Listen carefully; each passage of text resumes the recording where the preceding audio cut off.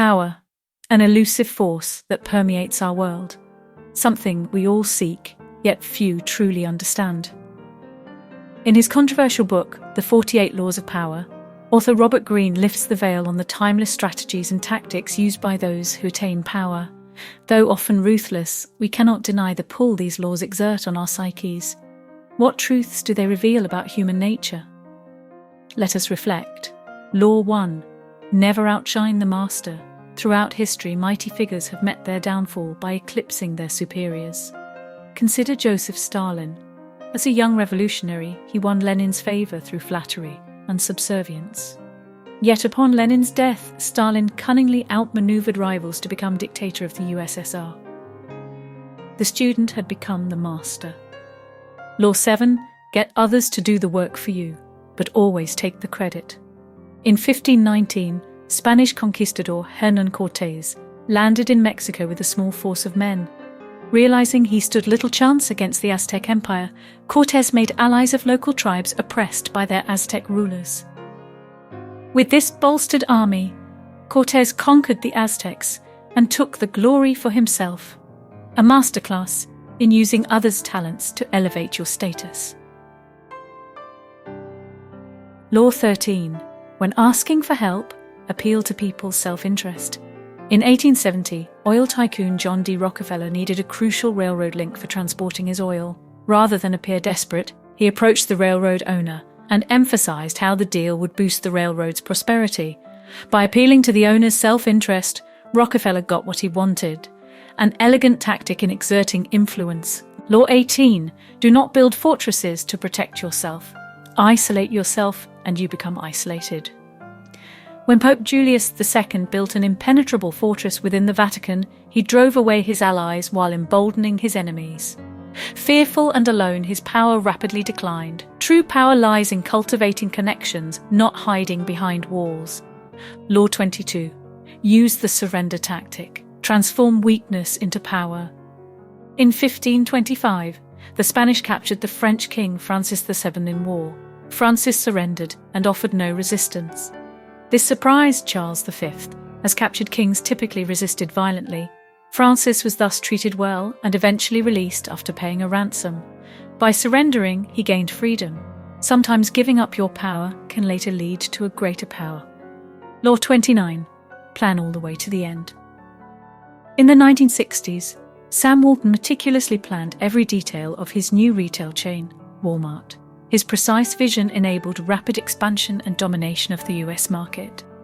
Yet many ventures fail due to short-sighted planning. Think far ahead, or else your power will be short-lived.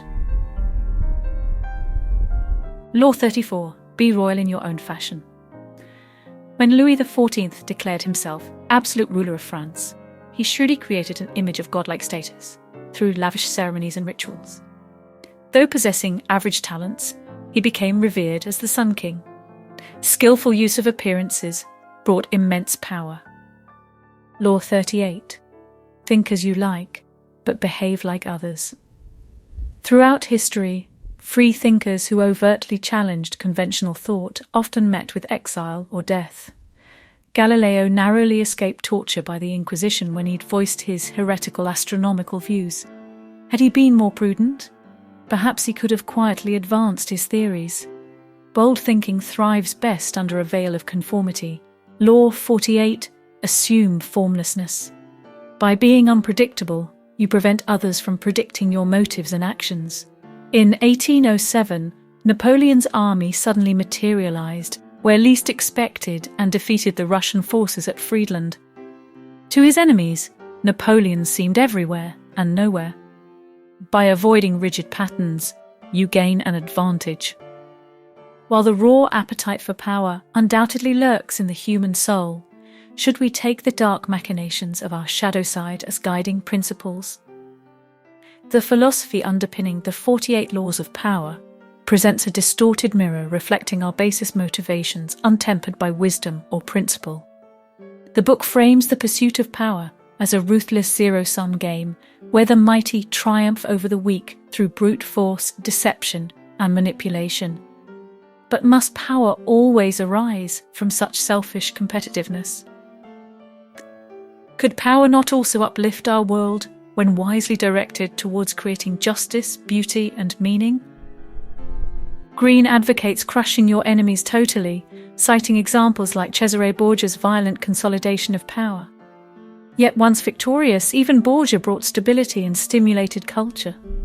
Could more enlightened methods have achieved similar ends at less dire moral cost? We must have faith that power can be gained and wielded through more humane means, requiring wisdom and patience. The philosophy centers on pragmatically using both honesty and deception, whichever strengthens one's position.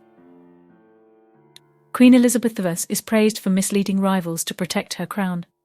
But was her constant dissimulation mentally corrosive? Did it not isolate her and breed cynicism in the long run? Might truer power blossom by cultivating virtue and noble character throughout? Greene focuses entirely on mastery of external conditions, wealth, fame, status. Yet Aristotle taught that virtue ethics, not transient externalities, brings fulfillment. Can power be satisfying if your private self grows twisted and maimed in the process? We lose by gaining the whole world through cunning, yet forfeiting our soul. Greene insists we must crush empathy and sentiment to gain power. But while momentarily effective, this breeds callousness and isolation. As social beings, do we not thrive through camaraderie and affection? By building community and helping others, we may empower the world more meaningfully than through seeking power for its own sake. The lust for control and dominance, if unchecked, becomes addictive. It feeds the ego but leaves the soul starved. How liberating it is to relinquish the need to control every person and outcome in our sphere. True power springs from inner stillness, granting perspective to act with wisdom and balance. External shows of force are not the only manifestations of genuine power, nor is power synonymous with the splendor, decadence, and selfish pleasures of material abundance. Diogenes lived contentedly, bare and alone, declaring himself the richest man for wanting least. Can we free ourselves from desiring transient things, instead seeking lasting rewards through moral self-improvement? Machiavelli's The Prince, which teaches cunning and ruthlessness much like Greene's book, was arguably intended more as satire than sincere advice.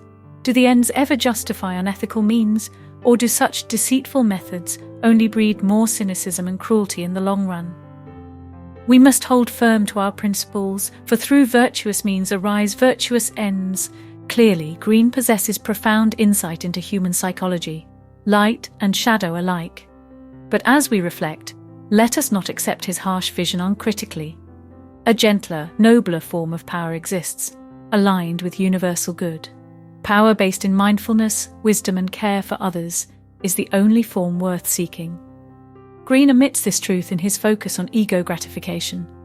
The quest for power stirs our primordial instincts and evokes our shadows. But we need not fatalistically concede to our lower nature. We can consciously confront our greed and reject fear-based attitudes. Our world transforms when we bring light to darkness within and without.